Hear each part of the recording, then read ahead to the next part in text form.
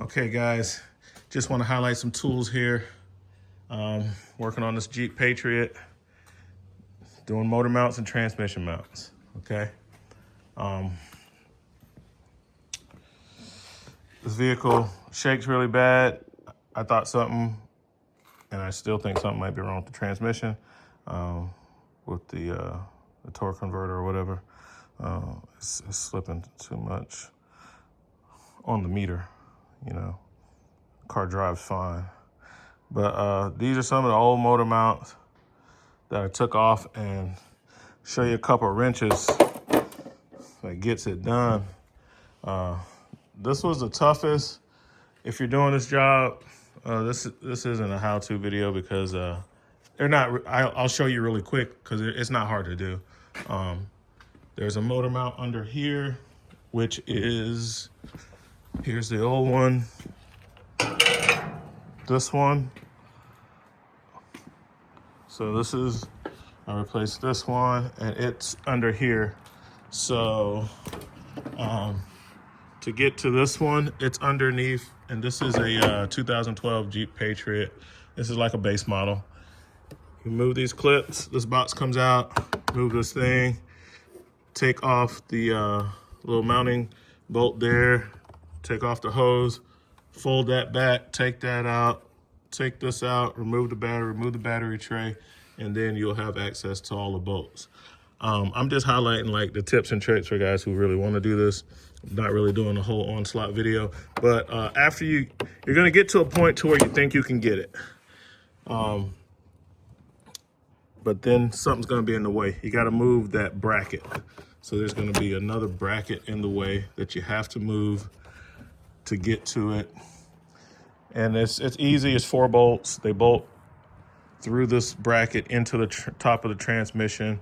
Mark them, they're different sizes. That's how you get to that one, which is this guy. All of them, like the little rubber was torn like that, but I mean, these motor mounts are not that old. But I wanna highlight these wrenches that I use, the mountain wrenches and the snap-on wrenches, to get this one out. So I'm gonna go under the car and show you why the snap-on wrench works really well on this one, and then the mountain wrench works really well on this one. So let's go under the vehicle and take a look at it. To get to this one, you move all this stuff out of the way, and there's another one under there. This one, you remove the little cross member for the frame, and you can get to this one. It's pretty easy. All right, let's go under. I'll show you where that one that I just put down is at. So that's that one. Remove this cross member, 1 bolt right there, 2 bolts right here, and it gave you some access holes to get to that bolt and that bolt, which is actually in the motor mount themselves, okay? We sent this to the dealer. They said that's what it needed. They said it needed plugs and coils and motor mounts, and that's why it's shaking. Well, I've changed all that stuff, and I think it's still gonna shake. All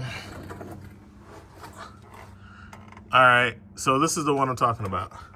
So it's not a lot of swing, and these are on tight, so can't really take really tight stuff off with a stubby wrench. So you need the leverage of a longer wrench, and that's where the mountain wrench comes in at. So with the mountain wrench, you can come in it at this angle.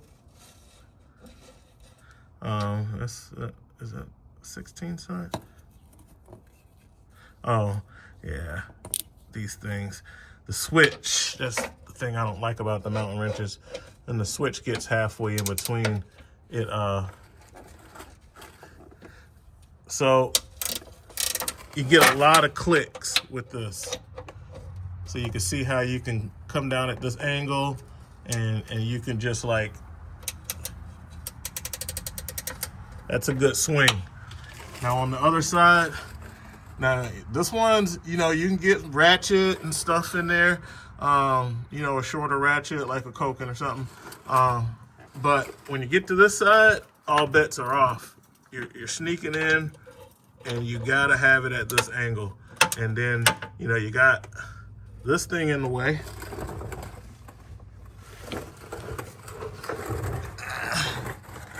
And then you got this in the way.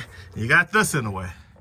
So when you're against this, I'm just gonna switch directions just to show you. You get 9 clicks, see?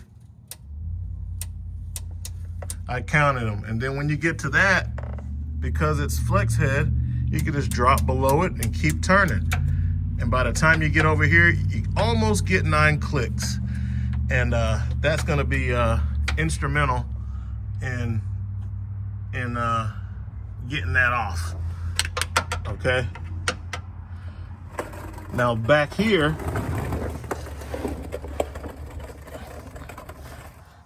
there's another bolt, and the mountain wrench is too fat. You know, the head of the wrench is too big. There's no room for swing because of the head of the wrench. So that's when you pull out the snap-on. Now this set I only have in standard. It's 16 millimeter, it's about the same as 5/8. But you can look and see the difference in the profiles on that. That snap-on is gonna be your friend. This is a snap-on combination, 0-degree offset on one end, and then you have a straight, non-reversible. You have to flip it to reverse on the other end. And it's so much smaller than the ratcheting on the other wrench. The profile is different, and you can, it gets in there, man. You crack it loose with this guy, fits right in there, and then you can just turn it over, and you can get that snap-on in there, and you got enough room to get, I think, about 3 clicks each swing, 3 or 4 clicks. And the thing about the snap-on is this. I've had these wrenches for a long time, and they can take it. Like when I don't feel comfortable cracking a tight nut like that with this mountain wrench. I know it's gonna strip it. I know it's not gonna hold up. And the warranty process is too difficult if they're even still in business. But I feel super confident, you know, reefing on the snap-on one because it can take it and it's easy to warranty it out. I can just get on the truck. You know, I just call my guy up. If I really need it, I can get it any day of the week. If I'm gonna wait till my normal day, which is Thursday, I'll wait till Thursday and I'll get on the truck. But yeah, the slim head on this, man, it makes it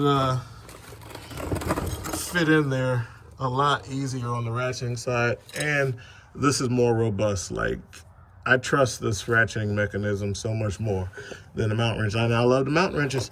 Like, the snap-on couldn't do this other side, but yeah. So that's basically what I want to show you. This thing has a lot of work. Like I said, I got pans and oil, different gaskets to do because this thing is leaking all over the place. Probably needs the oil cooler thing done too. As you can see, it's just, this thing is leaking all over the place. So use that little 1/4-inch torque wrench when it's time to do those pans. But this valve cover is easy. It's just a little 4-banger, man. You know. So I change out these motor mounts, and I tighten up that exhaust. I put the exhaust back together because the vibrations has just like shook that down. So now I'm just gonna go on the inside and see what we got.